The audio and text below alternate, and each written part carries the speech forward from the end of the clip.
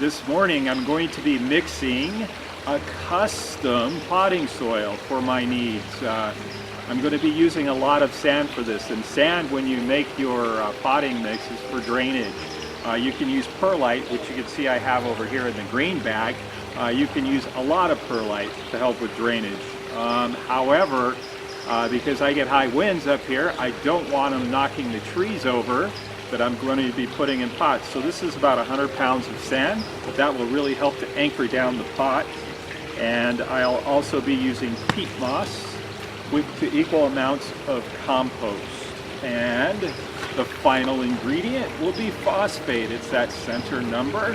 Phosphorus or phosphate really helps with root growth, establishing strong roots, which is really, really important in a pot, of course, and in your garden too. I'm adding it early because phosphorus doesn't break down like, let's take urea fertilizer, nitrogen. You put it on the ground, you water it, and it's pretty much going to dissolve and go down in there relatively quickly. Whereas phosphate, when you put it in your garden, you got to dig a little hole and put it in. It doesn't travel very far. So I'm adding it early, and notice the high number, 46. I don't have to put in a lot. It's going to really be helpful.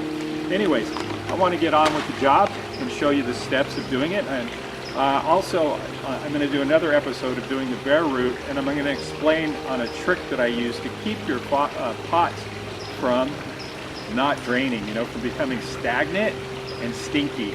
And so I'll be putting a bare root in my next episode. Okay? Thanks for tuning in. I'm going to mix equal amounts of peat moss to the compost up here. So let's go ahead and get started.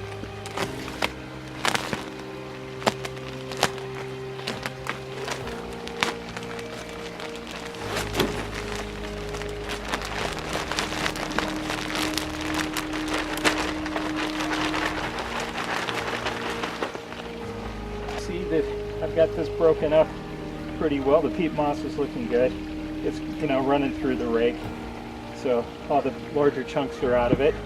The next step is to add my compost, which I'm going to go ahead and do. Okay, so now I'm going to add my compost, which once again I enrich with urea nitrogen, so there's a lot of nitrogen in this soil. I've got a lot of worms, just castings.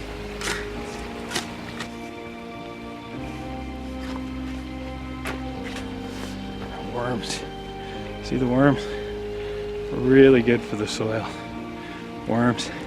It's real healthy stuff. They do very well in the pots, and they'll stay in there. They'll stay in the pots.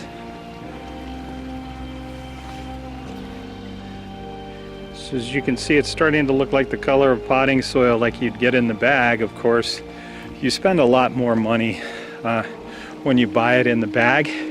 And I'll occasionally do that for small pots when I don't want to do a big job. But often I'll have a big job and I'll, have to do something that's more economical. And also I have a lot more control over it. As you can see, I've got worm castings in there already, and I'm going to put phosphorus as well. And it's a custom mix. I need that weight for my pots. Okay, so I'm going to be adding the perlite. And when I do that, I'm going to move away very quickly. There we go. And I'm out of here. And this is a safety precaution, and I recommend you take it. You do not want to breathe in these very microscopic sized pieces of glass. You don't want them in your eyes, you don't want them in your lungs. You want to stay healthy as a gardener. So just be cautious when you work with perlite. So now I'm going to mix in the sand. It's just clean sand. This one says it's plaster. It can be, construction sand. It's very inexpensive, but it's really great for drainage. But once again, I'm using sand for the weight. If you're doing indoor gardening, you don't want to, lift heavy things, don't use sand. Use perlite, and you will be happy because it'll keep everything light. This is going to be a pretty heavy mix. So here we go with the sand.